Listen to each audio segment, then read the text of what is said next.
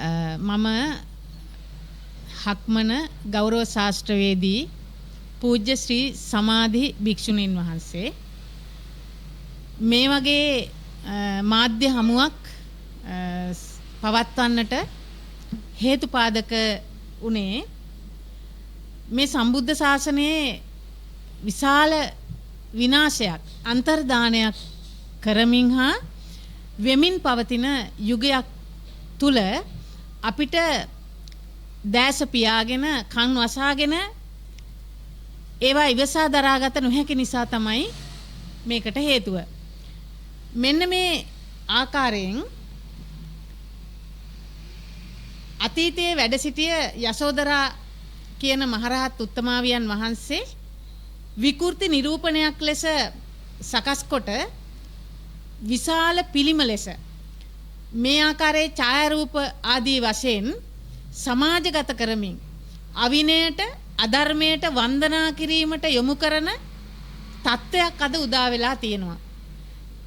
මේ තියෙන්නේ භාග්‍යවත් බුදුරජාණන් වහන්සේ විනය පිටකයේ චුල්ලවග්ග පාළියේ භික්ඛුණී කන්දකයේ භික්ෂුණී සංඝයාට පනවන ලද ශික්ෂාපදය.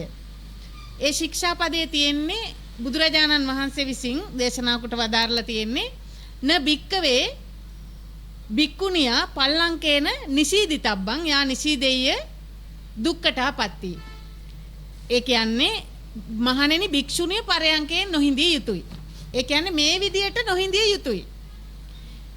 එහෙනම් කොහොමද බුදුරජාණන් වහන්සේ දේශනා කොට වදාළේ අපිට හිඳ ගන්න විදිය?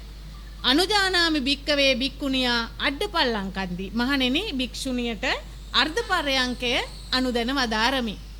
අන්න එහෙම දේශනා කරපු විනය ශික්ෂා පදය සම්පූර්ණයෙන්ම අතුරුදහන් කරලා මේ කාල වකවානුව තුල එක්තරා භික්ෂුන් වහන්සේ කෙනෙක්ගේ මූලිකත්වයෙන් ඒ භික්ෂුන් වහන්සේගේ කාන්තා පාර්ශවයේ සිටින ස්ථානවල විශාල ප්‍රතිමා හදලා භාග්‍යවතුන් වහන්සේගේ ප්‍රතිමා පිටුපසට දාලා මේ කියන ආකාරයේ විකෘති ප්‍රතිමා ඉදිරියට දාලා මහා ශාසනික අන්තර්දානයක් මේ දිනවල සිද්ධ කරමින් පවතිනවා. මේකේ අරමුණ තමයි මේ අයගේ බුදුරජාණන් වහන්සේ හා සමාන ලෙස සද්ධර්ම ප්‍රතිරූපක නිර්මාණය කරලා අපේ අහිංසක ජනතාවගෙන් බුදුරජාණන් වහන්සේ ඉවත් කරලා ඈත් කරලා ධර්මයෙන් භාග්‍යවතුන් වහන්සේව ඈත් ජනතාව අයින් කරලා ඒ වගේම ආර්ය ශ්‍රාවිකාවන් වහන්සේලා කියලා කියන්නේ හික්මුණු නිවුණු සංසිඳුණු උත්තමාවියන් වහන්සේලා නෙවෙයි මෙන්න මේ වගේ කෙලෙස් අවුස්සාගත්තු ඊ타ත්ම රාගික ස්වරූපයෙන් වැඩ සිටිය පිරිසක් කියන වැරදි පණිවුඩය මේ සමාජගත කරන්න. බුදුරජාණන් වහන්සේගේ ධර්මයට අනුව විනය අවිනය කිරීමක් මේක. ධර්මය අධර්මය කිරීමක්. අවිනය විනය කිරීමක්. අධර්මය ධර්මයේ බවට පත් කිරීමක්.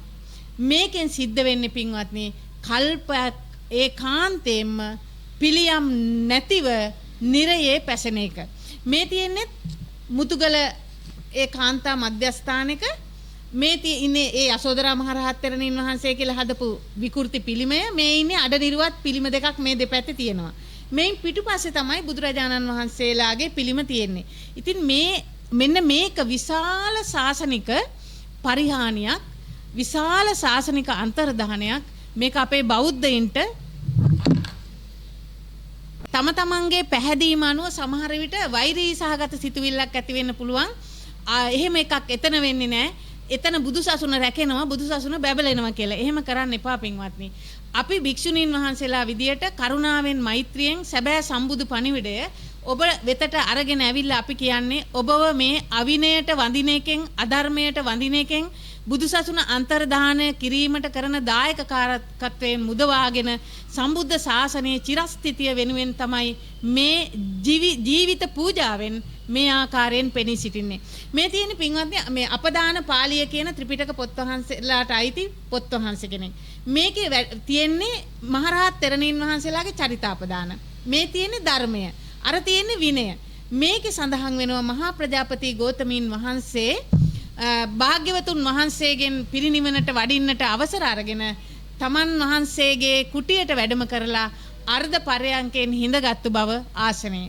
එතකොට ඒ ධර්මයේ සඳහන් වෙනවා ඒ විනය ශික්ෂාපදය ඒ උත්තමාවියන් වහන්සේලා උල්ලංඝනය කළේ නැති බව. මහරහත් තෙරණීන් වහන්සේලා කියන්නේ විනය සම්පූර්ණ කරපු ධර්මයේ සම්පූර්ණ කරපු හික්මුණු උත්තමාවියන් වහන්සේලා. එතකොට මේ උත්තමාවියන් වහන්සේලා ගණිකාවක ස්වරූපයෙන් එහෙම නැත්නම් නොහික්මුණු කාන්තාවකගේ ස්වරූපයෙන් මේ ආකාරයෙන් සමාජගත කිරීම සමාජයේ වරදට පෙළඹවීමක් විනය අවිනයට වන්දනා කිරීමක් අධර්මයට වන්දනා කරවීමක් තමයි මේ අයගේ මේ අදහස සම්බුද්ධ ශාසනය නැති කරලා දාලා මිනිස්සු නොමග යවලා මුදල් උපයා ගැනීමේ කූට උපක්‍රමයක් තමයි මේකෙන් මේ සිද්ධ වෙන්නේ. මේක කෙරෙන තැන තමයි මහමෙවුනාවේ කිරිබත්ගොඩ ඥානානන්ද කියන ස්වාමීන් වහන්සේගේ මූලිකත්වයෙන් තමයි මේ සම්බුද්ධ ශාසනය මේ විනාශය කෙරෙන්නේ. එතකොට ඒ අයට මේ බුද්ධ ශාසනය බාර දීලා නැහැ පින්වත්නි. ඔබ බෞද්ධ විදියට හොඳට තේරුම් ගන්න. මේ බුදු සසුන කිසිම කෙනෙකුට භාග්‍යවතුන් වහන්සේ බාර දුන්නේ නැහැ. සරියුත් මුගලන් මහරහතන් වහන්සේලාට බාර දුන්නේ නැහැ. දෙව්දත් හාමුදුරුවෝ ඉල්ලුවාම බාර දුන්නේ නැහැ. එතකොට මේ යුගයේ කිසිම හාමුදුරු කෙනෙකුට මේ බුද්ධ ශාසනයේ මේ ත්‍රිපිටකය අරගෙන තම තමන්ට ඕන විදියට වෙනස් කරමින් තම තමන්ට ඕන විදියට නිර්මාණ කරමින් සමාජයට වැරදි පණිවුඩයක් දෙන එක බුදුරජාණන් වහන්සේ කිසිවිටකත් අවසරයක් ලබා දීලා නැහැ. ඒ නිසා බෞද්ධයෝ විදියට මේක දැනගන්නට ඕනේ. මේ වරද ලෙස හදාගත්තොත් බුද්ධ ශාසනයේ චිරස්ථිතිය එහෙම නැත්නම් බුද්ධ ශාසනයේ අභිවෘද්ධිය කියලා බුදුරජාණන් වහන්සේ දේශනා කරලා තියෙනසේක්. මොකද වරද ලෙස දැකලා වරදට දහමින් පිළියම් යොදලා ධර්මයේ තියෙන ආකාරයෙන් කටයුතු කිරීම බුද්ධ ශාසනයේ චිරස්ථිතිය කියලා භාග්‍යවත් බුදුරජාණන් වහන්සේ දේශනා කොට වදාarලා තියෙනසේක්. ඉතින් ඒ නිසා ඇත්තෙන්ම මේ පණිවුඩය දෙන්නේ කිසිම කෙනෙක් එක්ක වෛරයකින් තරහකින් නෙමෙයි. අපි හැමෝටම අයිති මේ බුදු සසුන එක එක්කෙනාට ඕන විදියට වෙනස්කම් කළාම අපේ අසරණ බෞද්ධයින්ට මේ බුදු සසුන කියලා තමන්ගේ ඉදිරියට එන්නේ වැරද්දක් නම් එය අපාගත වෙන්නට කාරණයක් වෙනවා. ඒ නිසා බුදුරජාණන් වහන්සේගේ සම්බුද්ධ ශාසනය මේ ආකාරයෙන් කරපු මේ විකෘතිය මේ විතරක් නෙමෙයි විශාල පිළිම හදලා තියෙනවා ඒ ස්ථානවල ගම්පහ උඩුපිල දෙල්ගොඩ ස්ථානය කිඹුලාපිටියේ මුතුගල කුරුණෑගල මුතුගල ස්ථානයේ මේ හදලා තියෙන මේවා මිනිස්සු විශාල වශයෙන් වන්දනමානයට ලක් කරගෙන තියෙනවා. ඒ වගේම අනිත් එක තමයි ඊටාම ඛේදනීය තත්වයක් තමයි මේ පිළිම ගෙනල්ලා මිනිස්සු බුදුරජාණන් වහන්සේගේ ළඟින් ගෙනත් තියලා තියෙනවා. විහාරේ නම් බුදුරජාණන් වහන්සේගේ ඉදිරියෙන් තියලා තියෙනවා ළඟින් තියලා තියෙනවා. ගෙවල් වල කාමරවල මේවා වඳින්න තත්ත්වයටපත් කරලා තියෙනවා. පවුල හරියනවා, විවාහය හරියනවා, විවාහය දියුණු වෙනවා කියලා. ඉතින් මේ වගේ මිත්‍යා මත පතරවමින් භාග්‍යවතුන් වහන්සේට ඊටාම අවමානයට ලක් වෙන ආකාරයෙන් මේ පිළිම නිර්මාණය කළ ව්‍යාප්ත කරලා මේ බුදුසසුන අන්තර්දානය කිරීම මේ විනය ශික්ෂාපදයේ අන්තර්දානය කිරීම බරපතල සෝචනීය ඛේදනීය තත්වයක් අපේ සිංහල බෞද්ධයින්ට.